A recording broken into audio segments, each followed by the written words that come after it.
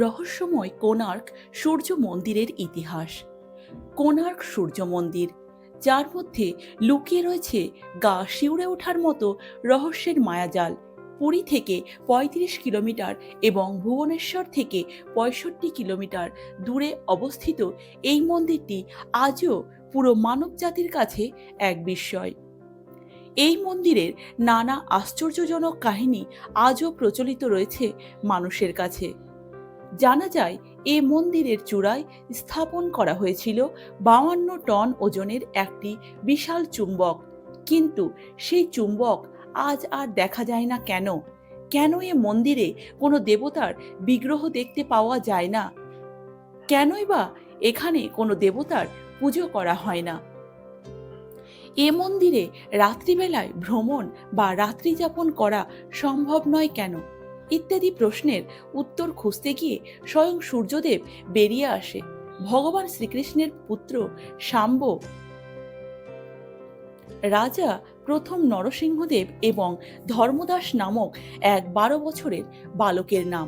ইতিহাস থেকে জানা গেছে কোণার্কের সূর্য মন্দিরটি নির্মিত হয়েছিল ১২৫৫ খ্রিস্টাব্দে।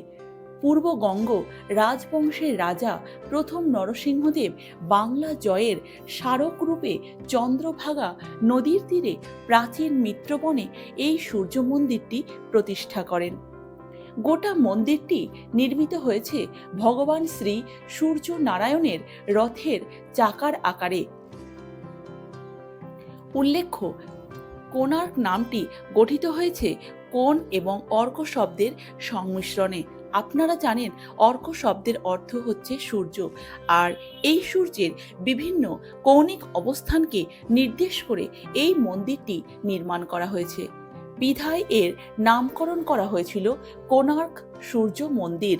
এবং যেহেতু এটিকে সূর্যদেবের রথের আকারে নির্মাণ করা হয়েছে, তাই সূর্যদেবের রথের মতো এই মন্দিরেও রয়েছে ১২ জোড়া চাকা এবং ৭টি ঘোড়া।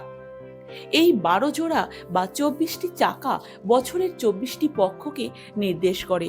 এছাড়াও এর প্রত্যেকটি চাকায় রয়েছে ঘড়ির কাঁটার মতো ৮টি করে দণ্ড। এই ৮টি দণ্ড দিনের এক একটি প্রহর বা মোট অষ্টপ্রহরকে নির্দেশ করে। তাছাড়া এ মন্দিরের ৭টি ঘোড়া সপ্তাহের ৭টি দিনকে নির্দেশ করে। তবে পুরাণ বলছে এই মন্দিরের প্রতিষ্ঠাতা স্বয়ং ভগবান শ্রীকৃষ্ণের পুত্র শাম্ব। একদা নারদের প্ররোচনায় পিতা শ্রীকৃষ্ণ দ্বারা জরাগ্রস্ত হওয়ার অভিশাপ প্রাপ্ত করে শাম্ব। এরপর সমুদ্র পাড়ে বসে সূর্যদেবের কঠোর তপস্যা করে তার হারানো রূপ ফিরে পেয়েছিলেন শাম্ব, আর কৃতজ্ঞতা স্বরূপ তিনি সমুদ্র তীরে নির্মাণ করেছিলেন এই কোণার্ক সূর্য মন্দির। পুরাণে বর্ণিত এই কাহিনী অনুসারে ধারণা করা হয় যে শ্রীকৃষ্ণের পুত্র শাম্বের নির্মিত সেই কোণার্ক সূর্য মন্দিরটি সংস্কার বা পুনর্নির্মাণ করেছিলেন রাজা নরসিংহদেব। এখন প্রশ্ন হচ্ছে, এত যত্ন সহকারে নির্মিত মন্দিরের এই বেহাল দশা হলো কেমন করে? প্রথমেই বলি মন্দিরের চূড়ায় প্রতিষ্ঠিত ৫২ টন ওজনের চম্বুকটির কথা। বলা হয় কোণার্ক মন্দিরটি সমুদ্রের পাশে অবস্থিত হওয়ায় এ মন্দিরের চুম্বকটি সমুদ্র পথে চলাচলকারী জাহাজগুলোর কম্পাসগুলোকে অচল করে দিত। এজন্য সমুদ্র পথে চলাচলকারী নাবিকেরা কোণার্ক সূর্য মন্দিরের নাম দিয়েছিলেন ব্ল্যাক প্যাগোডা এবং পুরীর জগন্নাথ মন্দিরের নাম দিয়েছিলেন হোয়াইট প্যাগোডা। চুম্বকের প্রভাবে জাহাজের কম্পাস বিকল হয়ে যাওয়ায় সাধারণ নাবিক ও পর্তুগিজ জলদস্যুরা দিকভ্রান্ত হয়ে ভুল পথে চলে যেতেন এবং প্রায়ই দুর্ঘটনায় শিকার হতেন। ফলে পর্তুগিজ জলদস্যুদের দস্যুবৃত্তি করতে অসুবিধা হওয়ার জন্য তারা কোণার্ক সূর্য মন্দিরের সেই অতি শক্তিশালী চম্বুকটিকে নষ্ট করে দেন।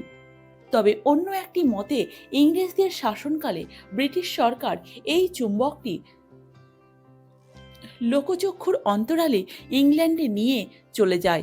তাছাড়া কোণার্ক মন্দিরের আজকের এই বেহাল দশার পেছনে আরও একটি কারণ হচ্ছে মন্দিরটি তার সৃষ্টি লগ্নের পর থেকেই দেশি বিদেশি শত্রুশক্তি দ্বারা আক্রান্ত হয়েছে বারবার। তার ফলে ক্ষতিগ্রস্ত হয় মন্দিরের অনেক অংশ।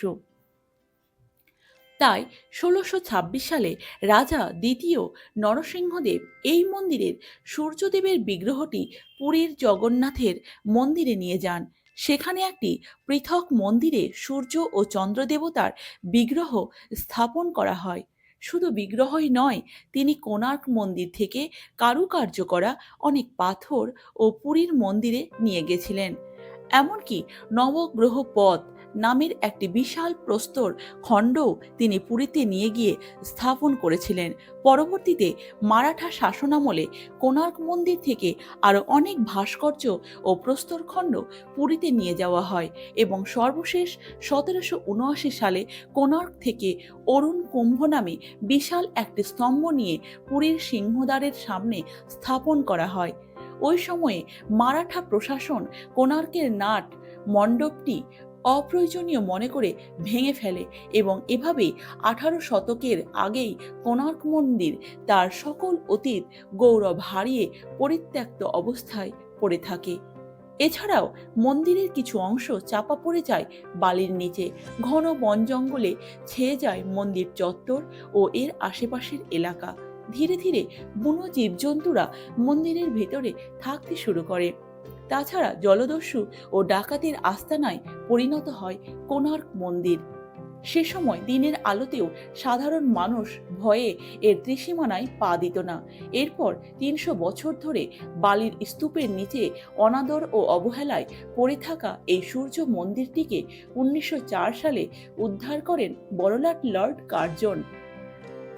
তবে ততদিনে কোণার্ক মন্দির চত্বরের মূল সূর্য মন্দিরটি বিলুপ্ত হয়ে যায়। আজকে এখানে যে মন্দিরটি দেখা যায় সেটা আসলে নাট মন্দির। এবার আসি এই মন্দিরের রাত্রিবেলার ঘটনায়। স্থানীয় উপকথা থেকে জানা যায় এই মন্দির নির্মাণের সময় এক অদ্ভুত শর্ত দিয়েছিলেন রাজা প্রথম নরসিংহদেব। তিনি এই সূর্য মন্দির প্রতিষ্ঠা করার জন্য নিযুক্ত করেছিলেন ১২০০ জন শ্রমিককে।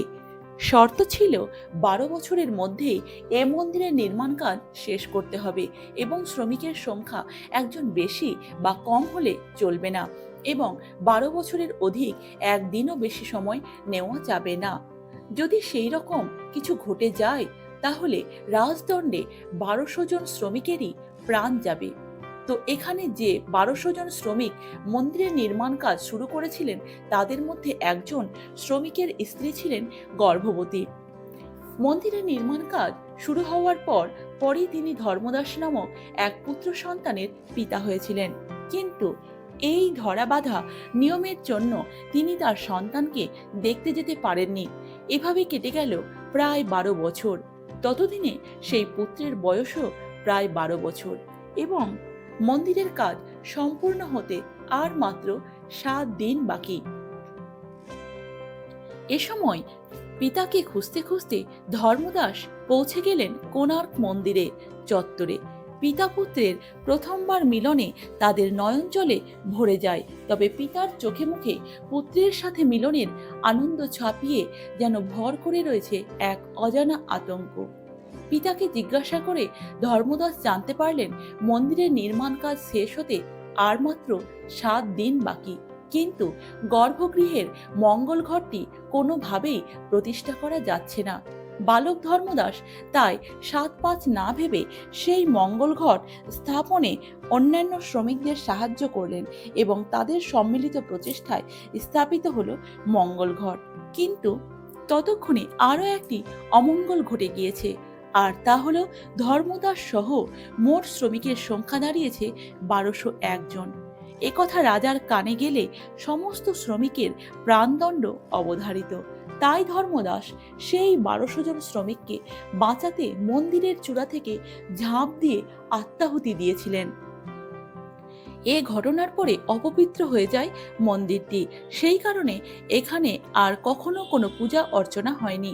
তবে এখনো নাকি গভীর রাতে এ মন্দির থেকে ভেসে আসে এক ভয়ানক আর্তচিৎকার। ফলে রাত্রিবেলাতে কেউই প্রবেশ করতে চান না কোণার্কের এই জগৎবিখ্যাত মন্দিরটিতে।